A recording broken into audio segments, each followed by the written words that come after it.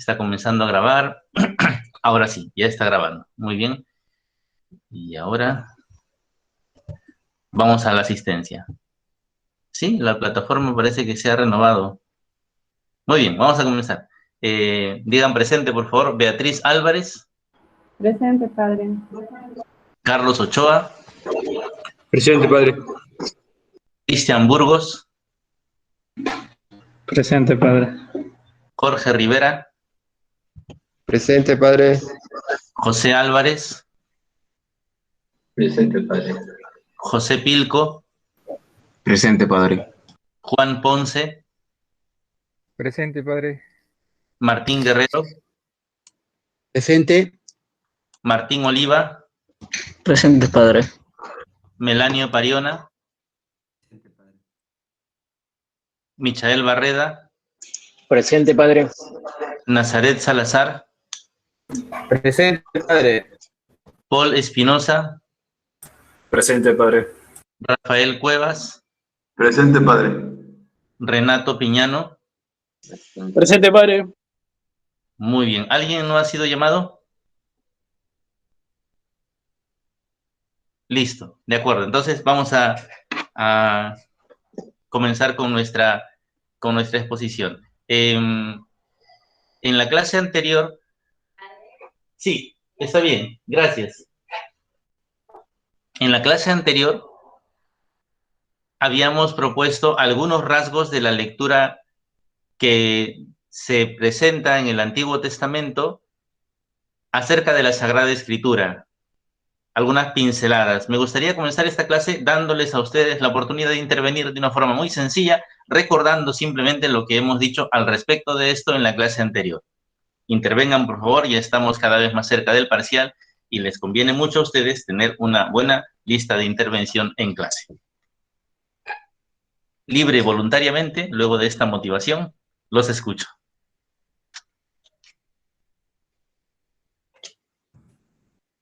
Jorge, comenzamos, Sí, hijo, padre. te escucho. Lo que usted estaba hablando era sobre los destinatarios de la palabra, que no era solamente a una persona en sí, sino hasta el pueblo por medio de los profetas. Y por eso había mostrado, nos dio algunos textos también que nosotros hemos revisado, que usted también nos estaba haciendo ver, ¿no? No es solamente a una persona en particular, ¿no? Entonces, yo también estaba pensando que no solamente es, como se puede decir, a un grupo así un poco abstracto, sino también es a la persona en su integridad, ¿no? Esto más o menos me había quedado de la clase última que tuvimos. Correcto, es interesante eso último que dices, ¿no? No solo a todo el pueblo, sino a toda la persona. A lo mejor en algún momento podemos ampliar un poquito esta idea, me parece interesante. Muy bien, Jorge. Gracias, hijo. Melanio, te escuchamos. Sí, padre. Padre, respecto a uno de los puntos que tomó la última clase, en los últimos, decía que hay dos elementos en la escucha. Hizo un paralelo entre el profetismo cananeo. La palabra de profeta en ese sentido es vinculante porque está unida a un castigo, a una sanción, ¿no? Un miedo, que tiene que, ¿cómo se llama? Que el creyente debe cumplirlo si no hay una sanción. Pero también había la otra perspectiva, la doctrina de Oseas, que pone la palabra como un llamado a la novia para rescatarla. O sea, no es tanto el castigo, sino es el amor, ¿no? Pasa del al amor. A diferencia del profetismo cananeo. Bien, Melanio, es verdad, ese tránsito es importante. Quizá más que la novia en Oseas es la esposa, ¿no? Pero sí, está bien, este rasgo también es importante de nuestra exposición. Vamos con Paul. Paul, te escucho, hijo. Sí, padre, para quizás para agregar un poquito más sobre la escucha, hablábamos también que es la escucha de la palabra de Dios es una actitud que por excelencia expresa la fe, ¿no? La fe de un pueblo creyente. Esa escucha es como la imagen acabada de la fe, se decía, ¿no? Y ahí es donde se encontraba el paralelo de Elías con Eliseo, ¿no? Que proclamaba la palabra de Yahvé y la escucha, que era lo importante, ¿no? Que era lo principal, o sea, de ahí partía partía de la escucha de la palabra de Dios, partía todo ese sentido de acercamiento con Él, con su palabra. Bien, perfecto, Paul. Gracias. Interesante esta apreciación. Vamos con Cristian. Buenos días, padre. Buen día, hijo.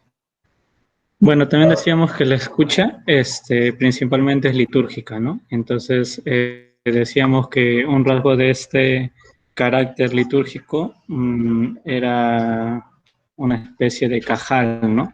Es decir, una asamblea congregada que está convocada por la palabra, ¿no? De alguna manera, la palabra proclamada, tanto por el profeta, por el enviado de Dios, tienen su naturaleza convocar a la asamblea, ¿no? La asamblea es convocada por la palabra y para la palabra, decíamos, ¿no? Y esa palabra es vinculante porque tiene que ver con la vida misma del pueblo, que en su acontecimiento histórico que se va dando, ¿no? Eso, padre. Bien. Muy bien, hijo. Me parece interesante este recuerdo que has hecho del tema litúrgico porque de hecho fue uno de los enclaves de la exposición anterior, ¿no? Y el marco en el que se percibe por qué la palabra se dirige a la comunidad y sea como convocación o como invocación, la palabra se dirige siempre a una comunidad concreta en un dinamismo de diálogo, ¿no? Vamos a hablar un poquito más de esto ahora. Nazaret, te escucho, hijo. Bueno, padre, buenos días. Algo que me sorprende es que en el pueblo creyente, más que todo en el Antiguo Testamento, tiene un carácter comunitario, ¿no?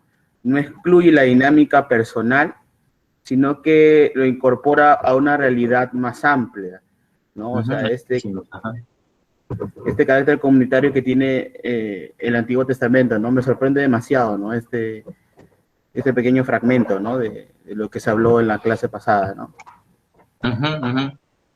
Sí, Nazaret, tienes razón. Este es un rasgo en el que conviene que conserves esta impresión, esta sorpresa, porque buena parte de la experiencia de lo que nosotros llamamos lectio divina está enraizada en la experiencia de la comunidad eclesial, y en ese sentido, el resurgimiento o el rescate, como se habla hoy en día de la lectio divina, tiene que ir de la mano de un rescate de la experiencia de la fe como camino comunitario. Y creo que puede ser avanzo un poco, ¿no? Creo que puede ser un antídoto valiosísimo, este aspecto comunitario de la lectio divina, contra el individualismo religioso, que no es espiritual, es espiritualoide, que concibe la fe y el camino creyente como una realidad fundamentalmente individual, ¿no? Con mucha frecuencia autorreferencial, como dice el Papa Francisco, y finalmente egocéntrica, donde no hay verdadera fe, no hay verdadera conversión, sino hay una especie de culto a uno mismo, ¿no? Una egolatría. En ese sentido, la dimensión comunitaria de la palabra, de la lectio divina, de la experiencia de la escucha, que la misma Escritura nos revela, es enormemente importante. Me alegra mucho escuchar esta impresión que tienes, porque creo que el estudio también se hace de inquietudes e impresiones personales. Vamos por ahí, Nazaret. Muchas gracias. Rafael, hijo, te escucho. Padre. Gracias, padre. Buenos días. Padre, también, por ejemplo, es un poquito juntando a la idea de algunos hermanos que han dicho que, por ejemplo, Dios en su palabra siempre es de fidelidad. Aún, por ejemplo, en los momentos de dificultad, Dios no abandona al pueblo, sino que es una manera también de manifestarlo, de manifestar su presencia. Por ejemplo, usted había comentado el libro de Job, un poquito, que aunque estaba sufriendo o se manifiesta un poquito de dolor o de sufrimiento, pero es aún así la presencia de Dios que está actuando en ese momento. Y lo mismo, por ejemplo, en los momentos de triunfo, de victoria, lo mencionó, por ejemplo, en el libro de Judías o del Éxodo, del cantar del Señor sublime de su victoria, que tanto, por ejemplo, en el dolor se ve allí su presencia real, como también en momentos de victoria. Que Dios no nos abandona, que siempre está presente. Bien, bien, Rafael. Es interesante. Justamente aquí nos vamos dando cuenta, vamos percibiendo el carácter de encuentro personal que tiene la experiencia de la lectura de la Escritura y de la escucha de la Escritura, incluso desde la época del judaísmo bíblico, veterotestamentario. Me refiero a esto que ha mencionado Rafael, ¿no? La fidelidad no es algo, la fidelidad es, podríamos decir, un nombre de Dios, uno de los rostros de Dios y uno de los rostros bíblicos más entrañables, ¿no? Y en ese sentido, percibir la fidelidad de Dios en la Escritura y proclamar su fidelidad desde ella es denotar con mucha nitidez que la Escritura no es algo, como he dicho insistentemente en estas lecciones. La Escritura es alguien, y es el alguien divino que por encima de todo ama y es fiel, ¿no? Estos elementos, este tipo de lectura, ya están denotando este misterio del encuentro con el misterio de Dios en las palabras de la Escritura. O sea, el pueblo de Israel, me parece eso muy valioso, Rafael, y te lo agradezco. El pueblo de Dios, cuando lee la Escritura, tiene la experiencia del encuentro con su Dios. Esto es clave. O sea, no lee la Escritura para informar y ni siquiera para formar una especie de estructura religiosa, confesional. La Escritura está precedida por la experiencia de la fe como vínculo de alianza con Dios y por tanto vínculo de amor. Por tanto, es la experiencia de la relación con Dios la que engloba, la que abarca la experiencia de la Escritura. Tomen nota de estas cosas, no vayan a pensar que estas preguntas son como el repaso y luego comienza la clase. Esto es la clase. La clase viene justamente de estas interacciones que a mí me parecen muchas veces muy luminosas y muy sugerentes, precisamente porque nos ayudan o bien a reforzar o bien a anticipar y proyectar cosas que forman parte de nuestra lección. Entonces, estas cosas ténganlas en cuenta porque podría yo preguntar, por ejemplo, en un examen que se me ocurre inventarme ahorita la pregunta, ¿por qué la lectio divina es una antítesis o es un antídoto para la autorreferencialidad? Y esa cuestión acaba de emerger a raíz de la respuesta que le he dado a Nazaret. Quien ha estado atento y lo ha tenido en cuenta, pues sabrá por qué. A lo mejor no volvemos a hablar del tema, pero esto es importante, es muy importante. Y les agradezco sus intervenciones. Seguimos. Bien, Rafael, de verdad. Michael, te escucho, hijo. Padre, buenos días. Yo me quedé también con la palabra proclamada, que es palabra que está llena de la memoria del pueblo, ¿no? Algo de lo que también usted decía, ¿no? Ya que el pueblo contempla esas intervenciones, la experiencia que tuvieron con Dios, ¿no? Y es un componente, creo, de alabanza también. Es una palabra que también recuerda los momentos gozosos, los momentos de dolor, y que de una u otra manera el pueblo da gracias a Dios también, ¿no? Entonces, esto tiene ese carácter comunitario y litúrgico, ¿no? Lo que decían otros hermanos también. Bien, has mencionado una palabra que vamos a desarrollar un poquito más hablando de la escritura cargada de la memoria del pueblo, ¿no? Este aspecto de la memoria, podríamos anticipar ese aspecto memorial de la escritura, es muy importante precisamente porque tiene una íntima relación con su dinamismo de encuentro personal. ¿Sí? Vamos por ahí, Michael, te agradezco esta consideración. Renato, te escucho, hijo, te escuchamos. Sí, mucho el tema de la dimensión comunitaria que tiene la palabra de Dios, que ya ha salido antes en las intervenciones de mis compañeros, pero que también quería resaltar, ¿no? Yo me preguntaba, ¿no? ¿Qué cosa es palabra o qué cosa era la palabra de Dios para el israelita, ¿no? O sea, no era simplemente, creo yo, el tema de la escritura. O sea, sí, pero habían otras situaciones en las que el mismo pueblo podía reconocer la palabra de Dios, ¿no? Porque también sabemos que la escritura como tal, el texto escrito de la palabra de Yahvé no estuvo siempre, ¿no? Sino de la tradición oral y todo esto. Y me resonaba mucho el tema de la primera lectura de hoy, ¿no? Porque en cierto sentido el diácono Felipe escucha la palabra de Dios, escucha en cierto sentido al ángel, que me parece que es el Espíritu Santo, y es el que lo mueve a salir al encuentro, ¿no? A explicarle la palabra al eunuco, el que al final hace pueblo, ¿no? Porque en ese caminar juntos están siendo como el Cajal Yahvé en el desierto, ¿no? Que están atentos a la palabra, reflexionan en torno a la palabra los ilumina, la palabra los nutre. Al final, esta convocatoria al Cajal Yahvé se materializa con el bautismo.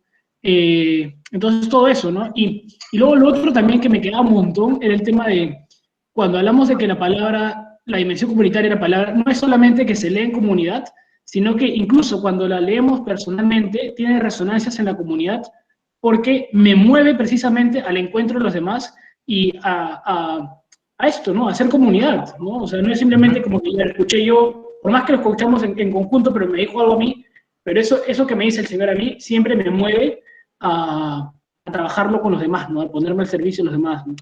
Eso. Bien, bien, Renato, bien. Las dos consideraciones son muy valiosas. De la segunda hablaremos un poco más bien hacia el final de nuestro curso, este dinamismo de la lectio como abierto al encuentro, ¿no? Y constituido para el encuentro con los demás. Y de esto primero que señalas, cuál es la experiencia de la palabra en el pueblo judío, creo que desarrollaremos algunos rasgos ahora en esta lección, porque justamente el proceso de la consignación escrita de los textos sagrados es un proceso que se entiende como enraizado en la experiencia que el pueblo de Israel tiene del diálogo con Dios y de la palabra de Dios, que es, como le decía Michael hace un momento, una experiencia memorial, ¿no? Y en este sentido, para nosotros es muy aleccionador percibir que no puede haber experiencia de escucha y de lectura de la palabra de Dios sin la naturaleza que abarca toda la revelación del diálogo de Dios con su pueblo. La palabra, en ese sentido, la palabra que actúa y que se manifiesta en su pueblo, la palabra que acoge el diálogo de su pueblo, esa es la palabra en la que acontece la consignación de las Escrituras. Este ángulo me parece que es bien valioso. Vamos a intentar desarrollarlo. Martín, te escuchamos, hijo.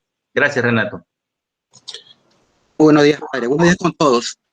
Solamente recordar lo que en un principio nos advirtió en la clase pasada, cuando entrábamos en esta parte, digamos, de la asignatura, ¿no? Que tiene que ver con el estudio de la palabra en el ámbito de la literatura, o mejor dicho, de la lectura, perdón, judía. Y es recordar que esta palabra no sale del ámbito cristológico, ¿no? Precisamente porque esta palabra es la palabra eterna del Padre, es el verbo, ¿no? Que se despliega progresivamente en la experiencia del pueblo judío, ¿no? Empezando por la escucha, por la recepción de la palabra y la vivencia de la misma. Eso, padre, gracias. Bien, bien, Martín, muy bien. Un tema clave también para nuestro enfoque, el tema cristológico. Justo el Evangelio, perdón, la primera lectura de hoy proclama ese misterio, ¿no? ¿De quién habla el profeta? ¿De sí mismo o de otro? Y Felipe le dice, habla de Cristo, ¿no? Este es más claro, imposible, ¿no? Este es el tema, esta es la contemplación creyente de la Iglesia. Bien, Martín. José Álvarez, te escuchamos, hijo. Padre, un poco retomando lo último que habíamos estado comentando en la clase, que en verdad eran dos puntos que había estado reflexionando sobre el tránsito de la concepción mágica, ¿no? Que en verdad cuando escuché mágica me parecía algo así, tipo a los dibujos animados, ¿no? Lo mágico de los niños, ¿no? Y la profecía de la concepción de la profecía como palabra salvadora, ¿no? Entonces vemos dos relaciones, ¿no? Como un tránsito, ¿no? Ese tránsito y como usted explicaba el profetismo cananeo, que la palabra del profeta pues era vinculada con el castigo, ¿no? Con todo el tema del castigo, la sanción, ¿no? Que se transmitía a través de la divinidad que se manifestaba a través del profeta, ¿no? Y era algo que también pensaba, ¿no? Por ejemplo, la muerte como una sanción, ¿no? Ese tema de la muerte como sanción no es un tema que se ha quedado en ese entonces. Creo que hasta hoy en día también se piensa así, ¿no? La muerte como una sanción, como ese castigo, ¿no? Como ese castigo de Dios. Y eso más que todo, ¿vale? Bien, José, bien. Una idea sugestiva. Me viene a la mente algo que he estado considerando ya desde hace unos días, lo comparto sin intención definitoria, pero creo que tiene mucho que puede ayudar a la reflexión. José, tienes razón, ¿no? Actualmente estoy seguro que ustedes mismos han escuchado a hermanos, a personas, familia, quizá, o incluso en el espejo silencioso de su propia conciencia, han percibido el emerger de este pensamiento mágico, ¿no? Acerca de la palabra de Dios, acerca de la fe, acerca del castigo, la sanción, acerca de la muerte como castigo, ¿no? La enfermedad misma como castigo, como sanción de Dios, ¿no? Una cierta idea también mágica, ¿no? De que haz determinadas cosas y entonces Dios te va a bendecir, haz determinadas cosas y prepárate para el castigo. Muchos de estos elementos perviven en nuestra comprensión creyente y en la comprensión creyente de nuestro pueblo. Y es valioso percibir cómo en el mismo proceso pedagógico del actuar de Dios que se nos revela en la Escritura, el Señor toma como punto de partida la experiencia del hombre así como es, incluso con sus pensamientos y con sus culturas vinculadas a las ideas mágicas, mánticas. El Señor Dios pedagógicamente asume, ¿no? Esto es encarnatorio, ¿no? Asume la humanidad en su estado real y desde esa asunción suscita un proceso de crecimiento y de maduración, como lo dice el Señor en muchas de sus parábolas, ¿no? La semilla que cae en la tierra y que comienza a germinar y a crecer. Esta imagen del proceso lento de cultivo, primero se percibe en la Escritura, y eso ustedes ya lo saben, pero a donde me parece importante llegar en este comentario es a una idea un tanto diferente, y es que, aunque eso lo percibimos en la Escritura, Dios condesciende y acompaña el proceso con pedagogía y amor de su pueblo y de los hombres, nos resulta difícil percibir que eso ocurre en nuestra realidad contemporánea, en nuestra propia realidad humana. Es decir, también en nuestro entorno podemos encontrar niveles culturales tanto o incluso más precarios de los que encontramos en la Escritura. A lo mejor incluso en nuestro mismo entorno familiar, comprensiones religiosas, comprensiones creyentes, articuladas con una serie de visiones culturales, visiones religiosas, muy arcaicas. Frente a ellas, muchas veces nuestra actitud es más bien considerar que el Evangelio, la palabra del Evangelio, debe ser una especie de propuesta aplastante que sustituye, que reemplaza rápida y vigorosamente la realidad de la cultura y del nivel y del modo cultural y religioso de nuestro pueblo. Y el Evangelio, la Escritura, se nos presenta como algo totalmente diferente. El Evangelio llega a los hombres en la palabra de Jesús, después de un largo proceso de paciente acompañamiento de Dios en este proceso de maduración cultural de los hombres. Este aspecto de la paciencia como elemento inherente del diálogo evangelizador es fundamental y hoy lo es más que nunca, porque las culturas que nos rodean, las microculturas que nos rodean en este mundo globalizado, son con frecuencia no solo tan precarias como las que encontramos en el Antiguo Testamento, son más precarias incluso, más primitivas, incluso sorprendentes y llamativamente degradadas. Y esto es solo el comienzo. Este proceso va a más, porque los factores culturales, sociales, de este mundo globalizado, los factores económicos de este mundo en pandemia y pospandemia, no son en ningún sentido favorecedores de un establecimiento cultural humanista y creciente. Más bien al contrario, nos damos cuenta de que la aldea global cada vez se empobrece, culturalmente hablando, a un ritmo tanto más acelerado cuanto mayor es su distancia con la conservación del medio ambiente, la sensibilidad con la tierra, con la naturaleza, el compromiso activo con los bienes naturales y, por tanto, las propuestas concretas frente a tantas formas de dilapidación de los recursos naturales, el compromiso con los pobres. Todo eso es lenguaje desconocido, como dice la Escritura. Todo eso es lenguaje desconocido para esta aldea global en la que estamos nosotros viviendo y que vemos que va a más, ¿no?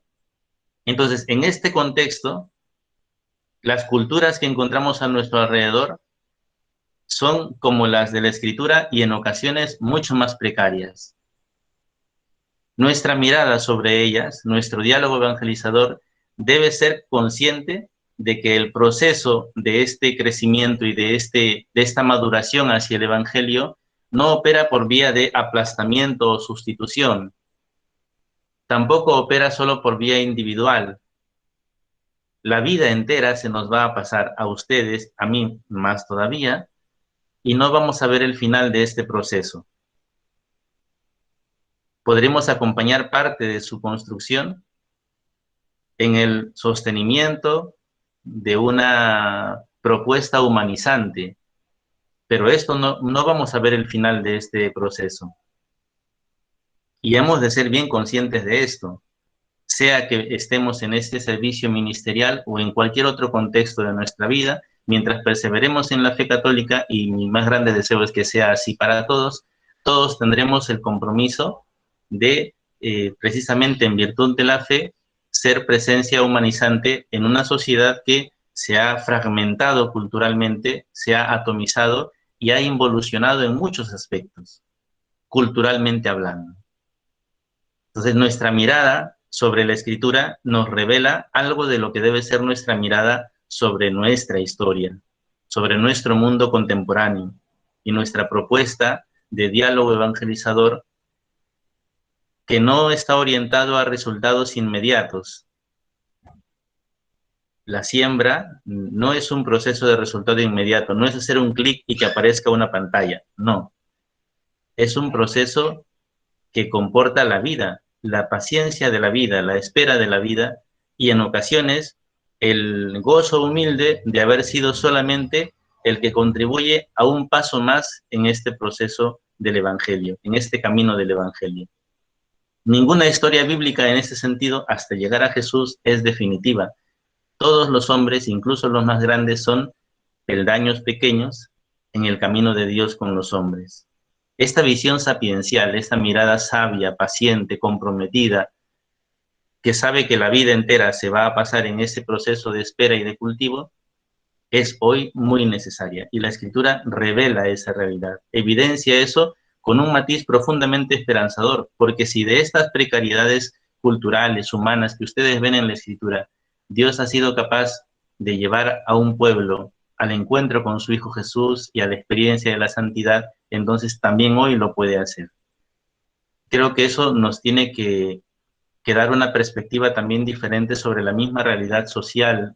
A veces me da la impresión de que incluso pensamientos católicos consideran que en la cultura humana moderna todo se decide en función de leyes. Las leyes son importantes, evidentemente, son muy necesarias las leyes justas, pero en una cultura inhumanizada, como la que los apóstoles conocieron cuando comenzaron a predicar el Evangelio, el verdadero fermento en la masa es la caridad y el testimonio cristiano.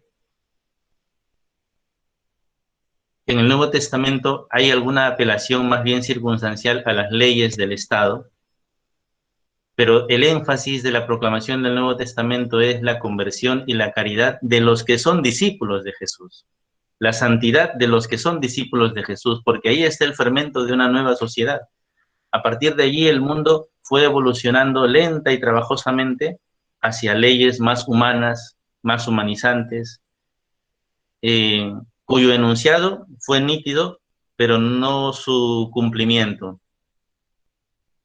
Pero es un proceso muy lento, muy progresivo, y la esencia de este proceso no es la prioridad normativa estructural, llámese leyes, llámese economía, llámese sociedad, todo eso es importante, pero el fermento en la masa es la santidad, es la caridad. Y en este tiempo, si falta ese fermento y nuestro énfasis está puesto en las leyes, las estructuras, los procesos económicos y sociales, nuestro diálogo evangelizador va a pecar de ingenuidad. La historia nos revela que el proceso es diferente. La Escritura nos revela que la prioridad es la paciente caridad del que siembra, sabiendo que a lo mejor no va a cosechar, pero otros vendrán a cosechar el fruto que comenzó aquí. ¿Se entiende esto?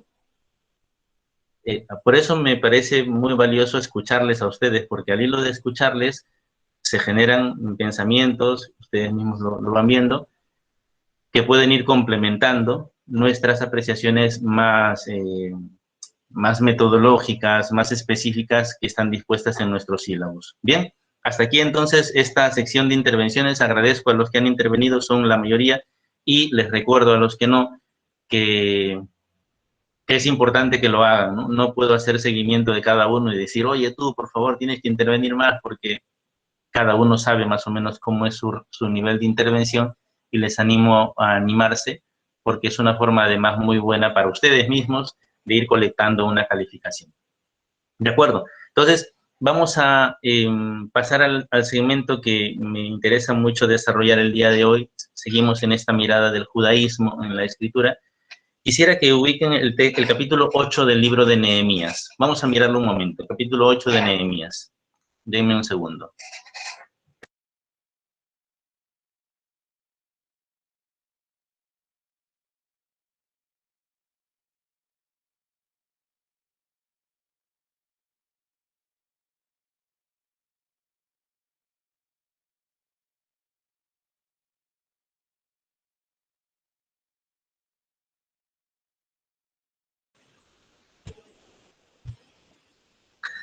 Bien, vamos a proponer para esta parte de la lección, me gustaría que lean el capítulo 8 de este libro íntegramente.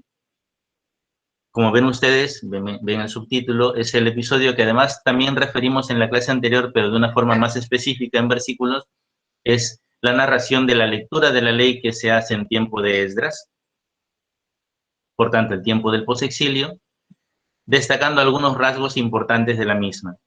Ya hemos hecho una mirada más panorámica, ahora me interesa mucho detenerme en este aspecto de la experiencia del pueblo creyente en el post-exilio con respecto a la escucha de la palabra de Dios. Lean por favor este capítulo, cada uno en silencio, y después de esa lectura, tenemos unos 4 minutos, avanzamos sobre algunos contenidos.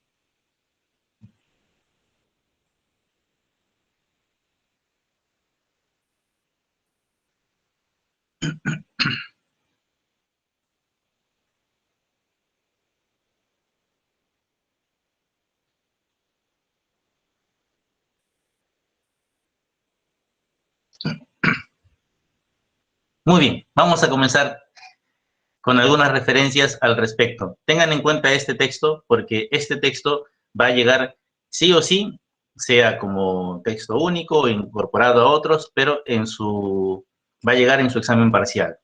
Fíjense el regalazo que les está tocando hoy, 22 de abril, con respecto a su evaluación parcial, que ya está cerca, ¿no?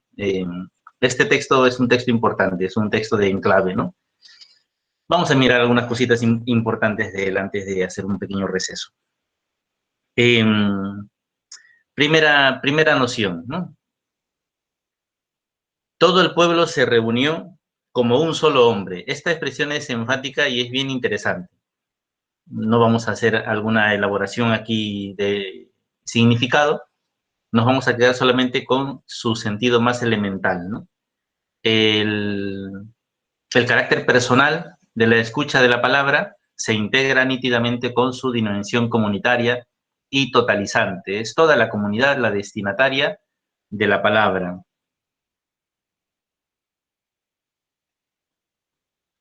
Ahora, ¿de qué palabra se habla específicamente aquí? ¿De qué escritura? ¿Quién me puede decir? ¿De qué escritura se está hablando aquí? De los mandamientos de la ley de Moisés. Muy bien, la ley de Moisés, la Torá, ¿no? La Torá, más que los mandamientos, de la Torá, que Dios había dado a Israel. Noten ustedes esta formulación completa, ¿no? El libro de la ley de Moisés, que Dios había dado a Israel. O sea, ya se está hablando de un libro, un texto, por tanto, identificable como el libro de la ley, que además es referido en su formulación singular más solemne. No son las leyes de Dios, sino que son la ley de Dios, la ley que Yahvé dio a Moisés. ¿Qué significa esto? Que ya estamos delante aquí de una evolución comprensiva en el pueblo de Israel que entiende sus libros sagrados, que entiende sus mandamientos y preceptos, que entiende la diversidad de las narraciones contenidas en esta ley como una única ley.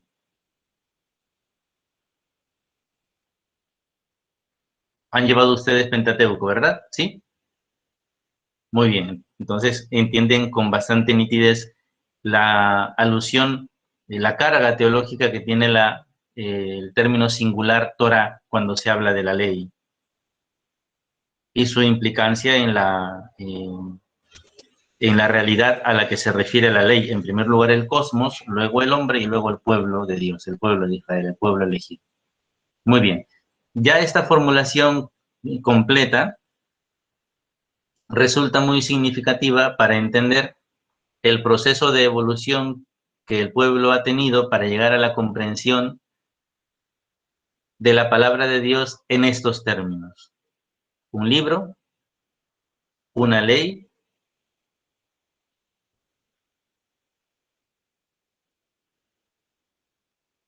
conferida al pueblo a través de una mediación. Un libro, una ley, una mediación.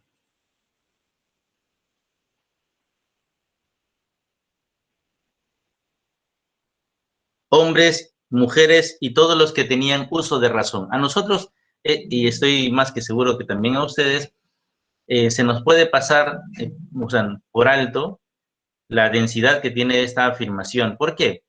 Porque el culto en el pueblo de Israel es fundamentalmente masculino.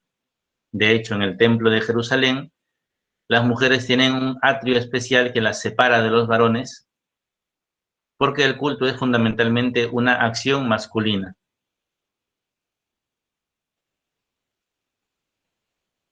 Que la lectura explícitamente se haga delante de hombres, mujeres y todos los que tienen uso de razón,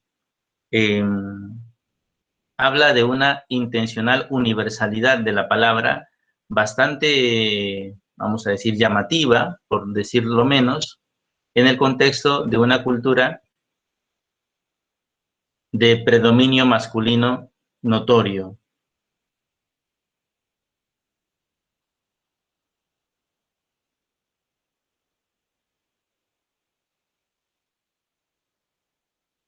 Hay aquí también una vertiente importante y significativa, dada la naturaleza peculiar de la sociedad y de la cultura israelita, que es la connotación familiar.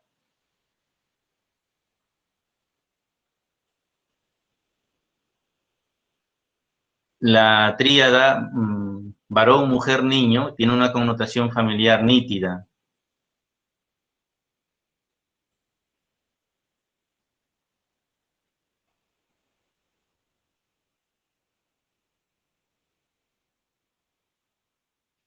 La lectura de la ley se realiza con esta universalidad intencional. Esdras lee frente a todo el pueblo sin hacer ninguna distinción o acepción, considerando su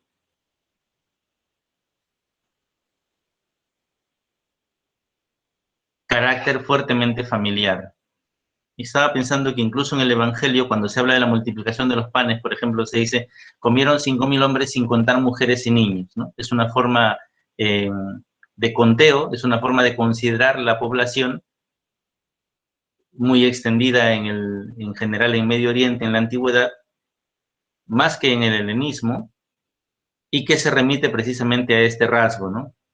Hay tantas familias cuantos hombres hay.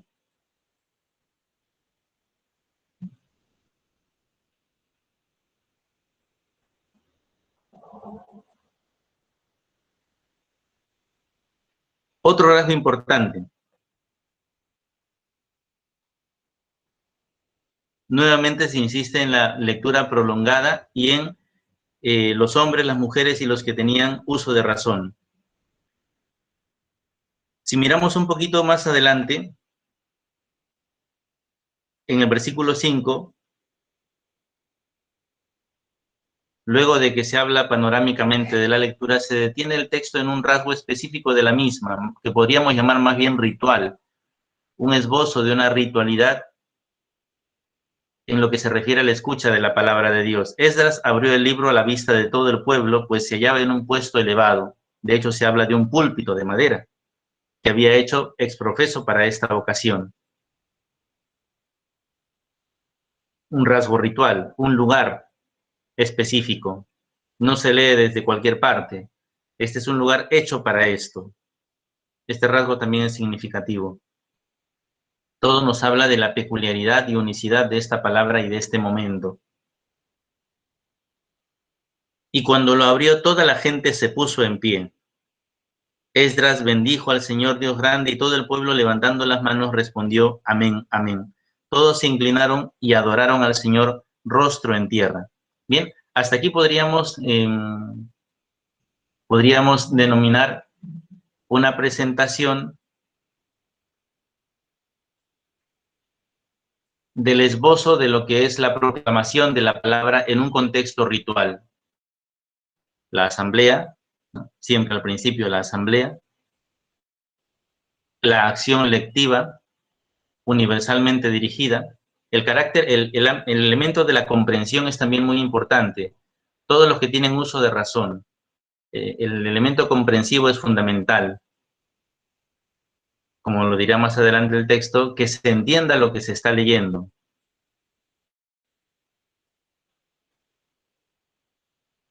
Lo cual une dos dimensiones de la experiencia creyente, la escucha de la proclamación de la palabra, pero luego también la comprensión interior, la comprensión personal,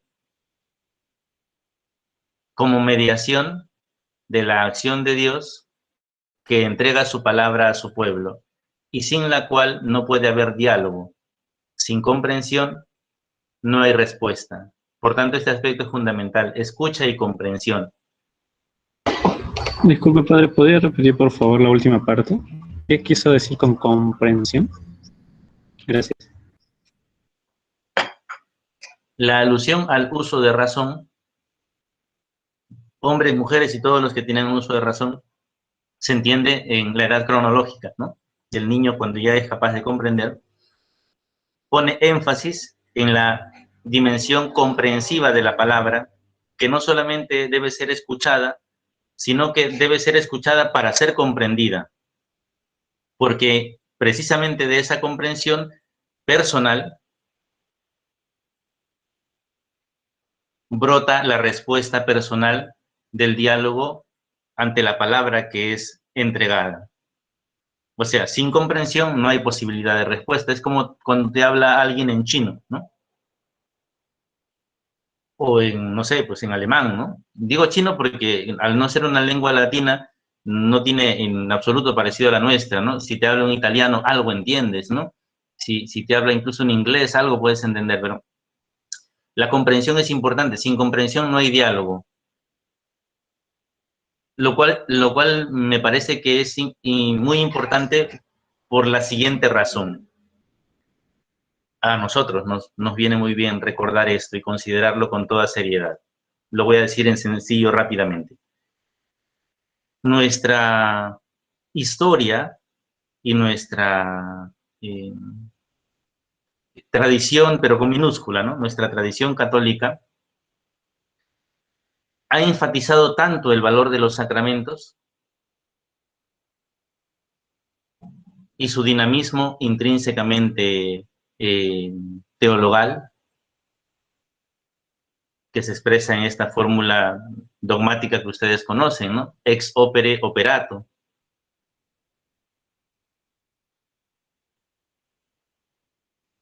Que en muchos aspectos hemos estado muy cerca, tanto nosotros como el pueblo cristiano, hemos estado muy cerca de generar una cierta comprensión mágica del sacramento.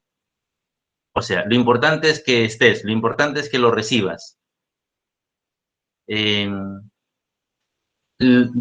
lo demás viene presupuesto, ¿no? Pero lo importante es que estés, lo importante es que lo recibas. Y esto se aplica, por ejemplo, al bautismo, a la confirmación. Lo importante es que estés, que llegues al sacramento, que lo recibas. Ya lo que viene después, incluso en nuestra misma estructura pastoral parroquial, ¿no? El acento en la recepción de los sacramentos, pero también la poca atención al proceso y al despliegue de esa vida sacramental. Muy bien. Este elemento del énfasis en una sacramentalización inadecuada, ojo, los sacramentos son maravilla bellísima de la gracia de Dios. No me refiero a los sacramentos, me refiero a una visión sacramentalista, en la cual solamente por la recepción material del sacramento ya la gracia está garantizada. Lo demás ya va saliendo, lo demás ya es una cosa secundaria. La comprensión, el aspecto de la comprensión nos habla más bien del compromiso personal, del dinamismo, de la implicancia personal como mediación de la gracia. No es solo la escucha, es la escucha comprensiva. Sin ella no es posible el diálogo. Sin ella no es posible, por tanto, la experiencia de la fe. A nosotros nos viene muy bien recordarlo precisamente como un saludable antídoto de esta visión sacramentalista que nos puede jugar en contra y que finalmente no es saludable para nuestro pueblo. De hecho, el mismo pueblo a veces reclama, no, solamente padre, bautícelo, ya, eso es solo bautícelo, ¿no? Ya con eso está arreglado el asunto. Esa visión en la que se omite o se descuida en la práctica la experiencia del camino comunitario, del crecimiento comunitario, de la fe, que tiene que ver justamente con la recepción personal, puede ser muy nocivo, porque genera precisamente una sociedad, una cultura en la que no hay fe, pero hay creencias católicas. Bien, entonces este aspecto es importante de considerar, escucha y comprensión. Avanzamos un poquito más. Los levitas, versículo 7, como lo han leído ustedes, versículo 8, leían el libro de la ley traduciéndolo y explicándolo para que se entendiese la lectura. Nuevamente este es el elemento de la comprensión, pero aquí se habla ya de una traducción explicativa. O sea, en el espacio intermedio entre la escucha y la comprensión está la explicación. El hacer la palabra comprensible para la comunidad. El servicio de esta mediación está en manos de los levitas. Dice el versículo 9, de Nehemías el sacerdote y del letrado Esdras.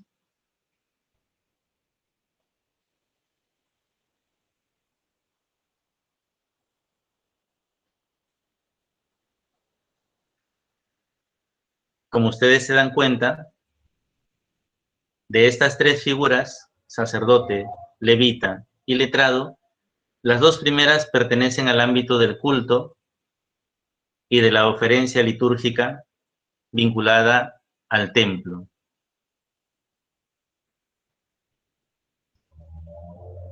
Son representantes del culto litúrgico, sacerdotes y levitas.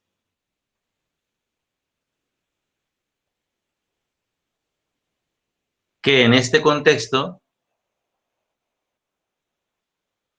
sirven al pueblo la comprensión de la palabra de la ley de Moisés.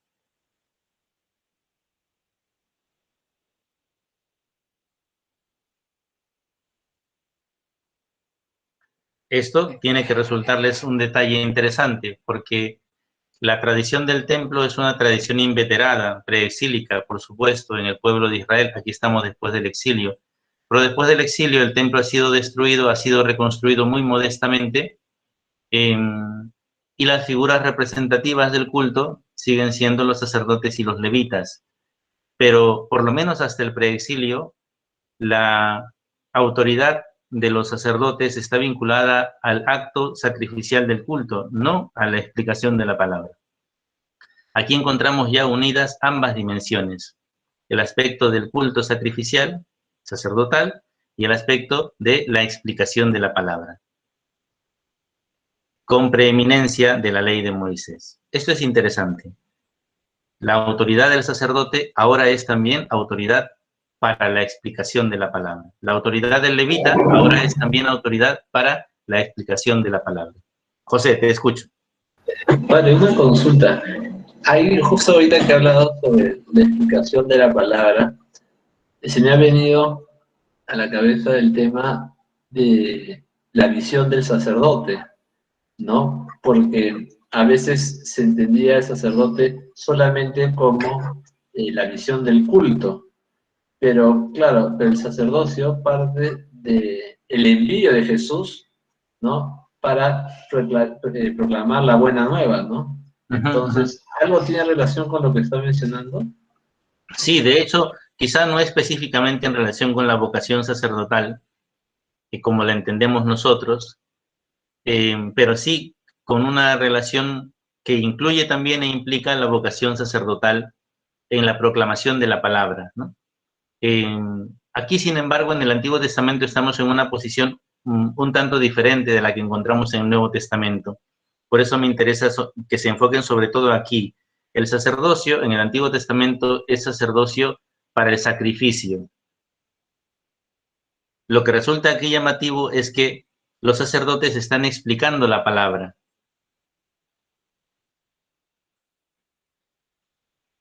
Esto no significa solamente una evolución funcional, o sea, que ahora las funciones del sacerdote son otras. También tiene que ver con ese elemento, pero hay un elemento más profundo en la comprensión de la palabra. Y acerca de él vamos a hablar después de un breve receso de 5 minutos. Tomen un cafecito y regresamos. ¿Ya? Gracias. Gracias, padre. Gracias, padre. A ustedes.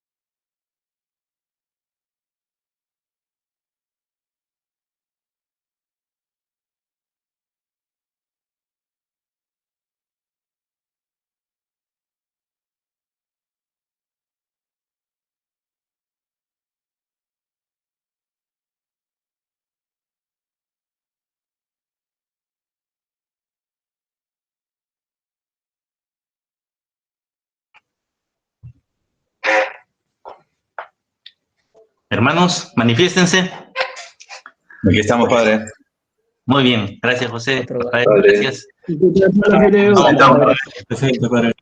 Estamos, Vamos padre. comenzando entonces. Esta última secuencia. Listo. La incorporación del sacerdocio a la explicación de la palabra tiene una primera causa en el mismo proceso de desintegración cultural e institucional que supuso el exilio. Podríamos decir que hasta la época exílica la sociedad en Jerusalén está articulada con una gran claridad institucional. El sacerdote tiene sus funciones y tiene su espacio, el profeta tiene sus funciones y tiene su espacio, el rey lo mismo. Las instituciones son claras y sus funciones son específicas. Con la destrucción del templo y el exilio, en el proceso y en el tiempo que Israel vive exiliado en Babilonia, las referencias institucionales y culturales evidentemente ya no pueden ser las mismas. Aunque la veneración por el sacerdocio de casta y de familia, y por tanto continuo, permanece, y el reconocimiento de su autoridad es manifiesto, al no haber un espacio litúrgico, un templo, en el cual se ejerza su función,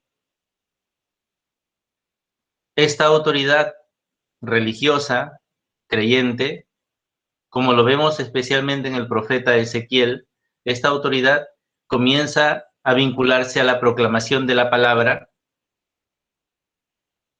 y a la evocación memorial de la misma, que tiene una importancia crucial en el destierro. Ustedes recuerdan este salmo: si me olvido de ti, Jerusalén, que se me paralice la mano derecha, ¿no? Que se me pegue la lengua al paladar. La evocación memorial, por tanto, en el exilio, ocupa un lugar fundamental.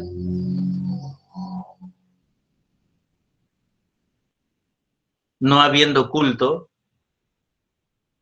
es la proclamación de la palabra, y aquí entendemos por palabra los textos de los profetas, los textos de Moisés, aún no constituidos como una única ley, pero sí presentes en distintas tradiciones literarias. La evocación de la palabra es confiada culturalmente por la tradición, es confiada de modo espontáneo, no es que haya un nombramiento ni nada, es confiada a quienes detentan la autoridad religiosa, fundamentalmente los sacerdotes. Es en el exilio en el que se produce este proceso de desarrollo, evolución, en lo que se refiere a la función de los sacerdotes como los que explican la palabra. No va a ser una atribución exclusiva de ellos. De hecho, también encontramos, por ejemplo, a Esdras, que no es ni sacerdote ni es levita. Podríamos hablar de él como un escriba, como un doctor de la ley. Si tuviéramos que emplear este término, diríamos un laico instruido en capacidad de enseñanza. No es sacerdote.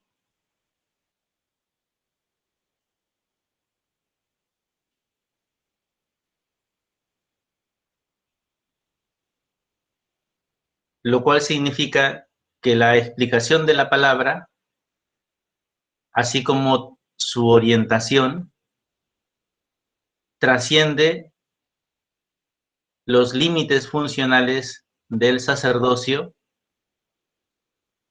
y es también competencia y pericia posible de los laicos, insisto, por hablar en este lenguaje, los que no pertenecen a la casta sacerdotal, los que no son sacerdotes, pero son, como los llama el judaísmo postexílico, soferim, los hombres de la palabra. Voy a apuntarlo aquí, soferim. Seguramente han oído hablar de este término. Los hombres de la palabra. los doctores de la Torá, los doctores de la ley, a quienes encontramos visibles claramente en el Nuevo Testamento. Son con frecuencia interlocutores del Señor Jesús, con frecuencia fustigados por Él, además con dureza, pero también presentados de modo encomiable en algunos momentos de su predicación. Recordemos nada más cuando le dice al escriba, no estás lejos del reino de Dios, cuando el escriba responde sensatamente, que amar a Dios y al prójimo vale más que todos los holocaustos y sacrificios. Aquí hay una sutil confrontación con el aspecto funcional del culto en el templo. Amar a Dios y al prójimo vale más que todos los holocaustos y sacrificios. Jesús le dice, no estás lejos del reino de Dios. Y luego cuando el Señor en el Evangelio según San Mateo hace la parábola del escriba entendido en el reino de los cielos, que sabe sacar de su arca lo antiguo y lo nuevo. El modo de relación de Jesús con esta institución del escriba, los soferim, los doctores de la Torá, con frecuencia es tenso y confrontacional, pero no por principio, sino más bien como expresión de la crítica de Jesús a cierta desviación de lo que en principio es y debe ser un soferim, un doctor de la ley.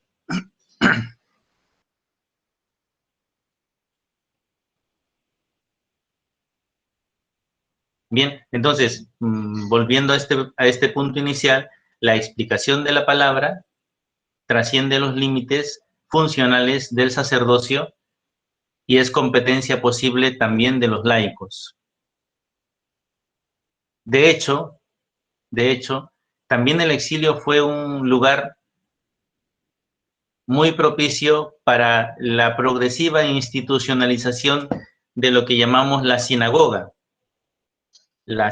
como lugar de oración, como asamblea, ¿no? Lo que la palabra sinagoga fundamentalmente significa eso, ¿no? La asamblea.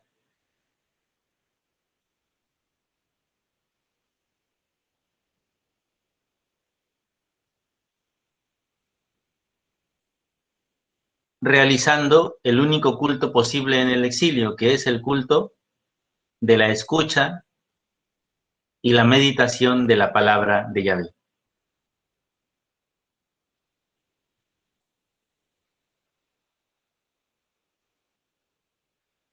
Entonces, todos estos elementos vinculados al exilio nos ayudan a entender cómo es que en el contexto posexílico de Esdras, a la par que la explicación de la palabra adquiere una importancia prioritaria, la función de esa explicación, podríamos decir en cierto sentido, se democratiza, entre comillas.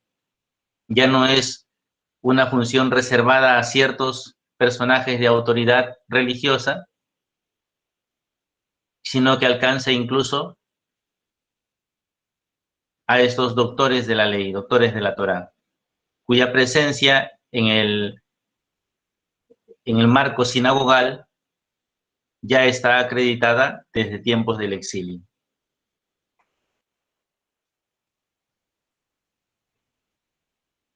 Esta causa de que los sacerdotes estén explicando la palabra junto a Esdras en el posexilio, esta causa que podríamos llamar histórica, ¿se entiende bien? ¿La captan ustedes con claridad? ¿El por qué se ha dado este proceso y se ha llegado hasta aquí?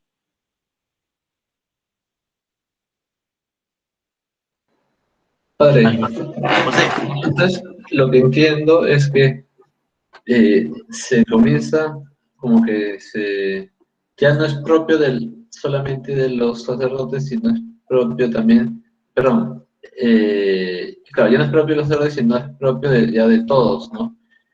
¿Eso es más o menos lo que pasa?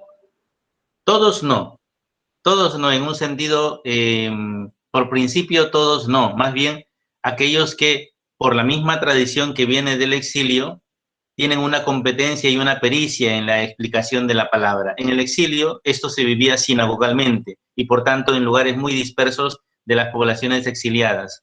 Cuando regresan a Jerusalén, hay ciertos personajes que ya son reconocidos por sus distintos contemporáneos, ya son reconocidos como doctores de la ley, maestros de la enseñanza de la Escritura. Junto a ellos, también los sacerdotes han adquirido en el posexilio, a pesar de que no había templo, precisamente por la condición dinástica del sacerdocio, la permanencia de ese sacerdocio ahora se expresa en la autoridad reconocida por el pueblo para efectos no solo del sacrificio, sino también de la enseñanza de la palabra. O sea, no es un todos en el sentido universal, no es que cualquiera pudiera explicar la palabra.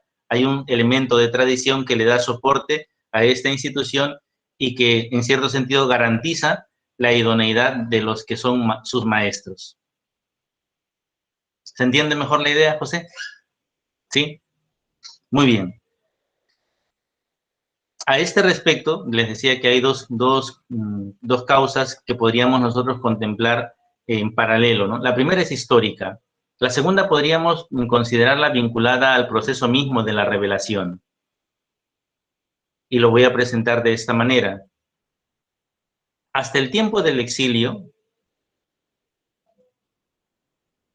no encontramos atestación de una composición literaria unificada, un libro, vamos a decir así, en el que estén integrados ni toda la ley de Moisés ni todos los escritos proféticos. Lo que encontramos son más bien piezas fragmentarias, parciales, que son veneradas, que son reconocidas, que son transmitidas por su procedencia divina. A los profetas les ha hablado el Señor, a Moisés le habló el Señor. Por tanto, sus palabras, sus enseñanzas, sus escritos son conservados y transmitidos.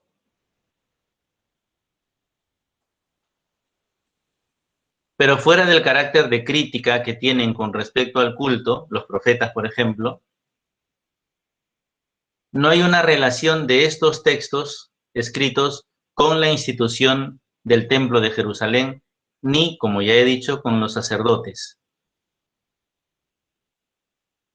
Son dos cauces, vamos a llamar, paralelos en la institucionalidad religiosa del pueblo creyente, en el preexilio. La escucha de la ley y de los profetas, la conservación y enseñanza de sus escritos, y la celebración del culto.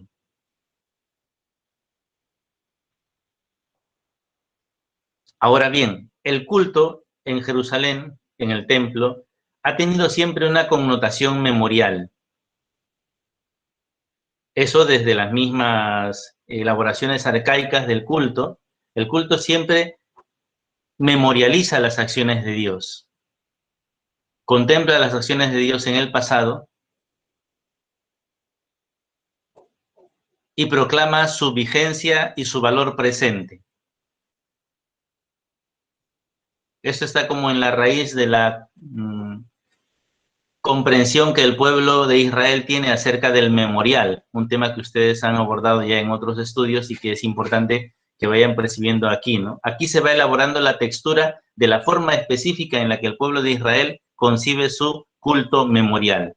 El culto es memorial por dos razones, porque es memoria de la salvación que Yahvé ha obrado y es proclamación de su vigencia presente. No solo es recuerdo, sino que es proclamación de su vigencia presente.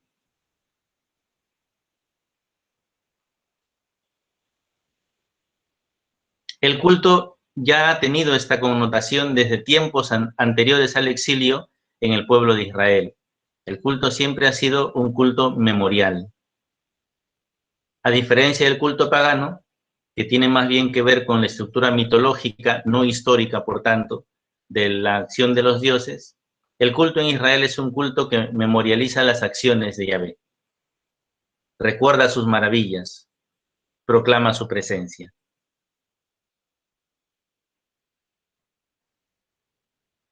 Es aquí, en el ámbito de las acciones de Dios, donde encontramos el vértice que une el culto y las escrituras. ¿Por qué? Porque tanto uno como otro, a su manera, proclaman las acciones de Dios en la historia de su pueblo.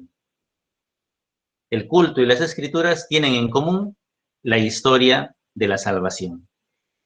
El culto memorializa esa historia de la salvación. Las escrituras proclaman literariamente, narrativamente, según el género, proclaman esas acciones salvíficas de Dios en favor de su pueblo. Hasta el exilio, estos dos cauces se mantienen paralelos y en realidad van a continuar paralelamente a lo largo de la historia del judaísmo hasta la época del Señor Jesús.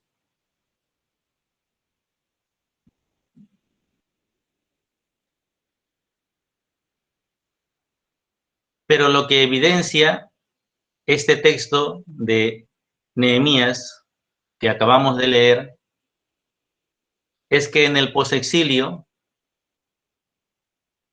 aunque estos dos cauces van a seguir paralelos, la palabra de la Torá queda integrada en el culto sacerdotal que se ofrece en el templo restaurado. Insisto, no van a dejar de ser cauces paralelos. De hecho, el Señor Jesús predica, por ejemplo, en la sinagoga de Cafarnaúm, y ahí no hay ninguna relación con el templo. No van a dejar de ser cauces paralelos, pero a partir del exilio hay una relación estrecha entre la acción litúrgica que se cumple en el templo de Jerusalén y la escucha de la proclamación de las Escrituras. Esto va a ser importante por cuanto aquí se denota de una forma anticipada el carácter memorial que tiene también la Escritura y su íntima relación con la liturgia.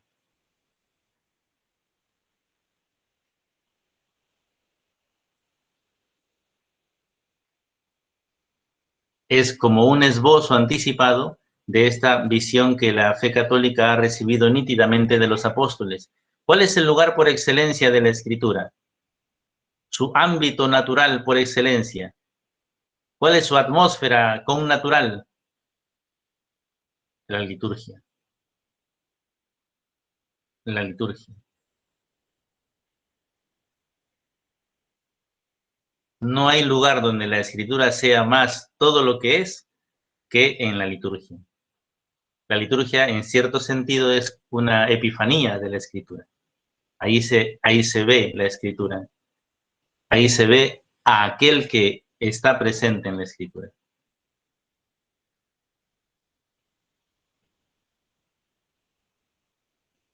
Por esa razón, en el culto cristiano, desde su origen incipiente, en el mismo camino de Jesús con los discípulos de Emaús, Jesús resucitado, el culto cristiano de la fracción del pan incorpora con prioridad la proclamación memorial de las Escrituras.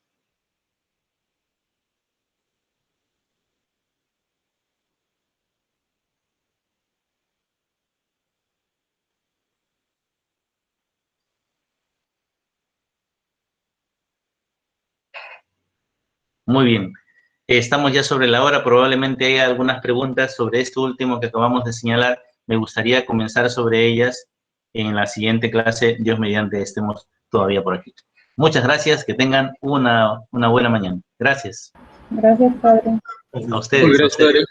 Cuídense, hermanos. Cuídense. Gracias, Padre. Muchísimas gracias. A ustedes, Martín, gracias. Muchas gracias.